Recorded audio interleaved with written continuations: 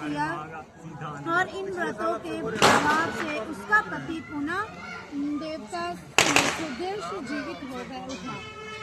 उसी दिन से यह करवा चौथ मनाई जाती है और व्रत रखा जाता है। हे माता, जैसे तुमने वीरावती के पति की रक्षा की है, वैसे सबके पतियों की रक्षा करना। जय करवा चौथ।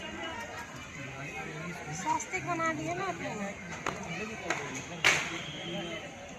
तीन चीजें हो गई, बैठ के बना दी स्वास्तिक। फिर पढ़ो।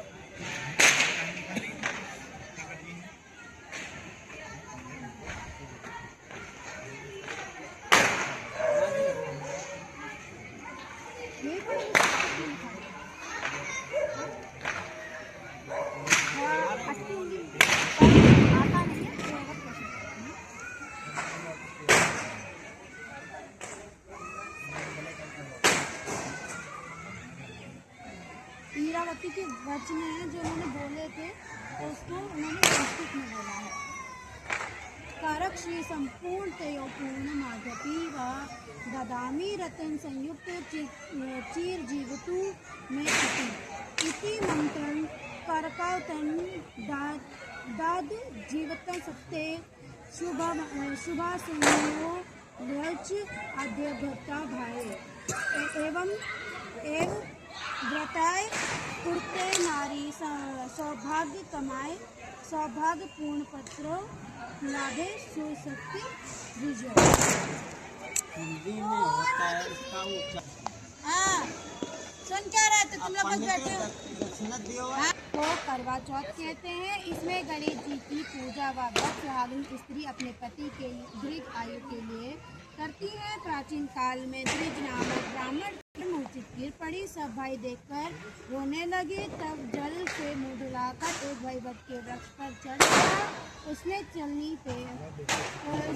में दीपक दिखाकर बहन से कहा कि चंद्रमा निकल आया है। उस अग्नि के रूप को चंद्रमा समझकर दुख छोड़ वह चंद्रमा को अर्घ देकर भोजन के लिए बैठ गई। पहले कौर में बाल निकला, दूसरे कौर में छींक हुई और तीसरे कौर में ससुराल से बुलावा आ गया।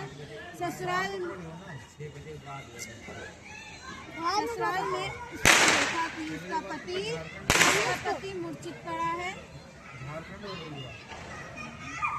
उसका पति मरा पड़ा है। संयोग से वहाँ इंद्राणी आई। उन्हें देखकर विकल्प करते ही वीरावती बोली कि हे माँ, यह किसी अपराध का फल मुझे दिया है।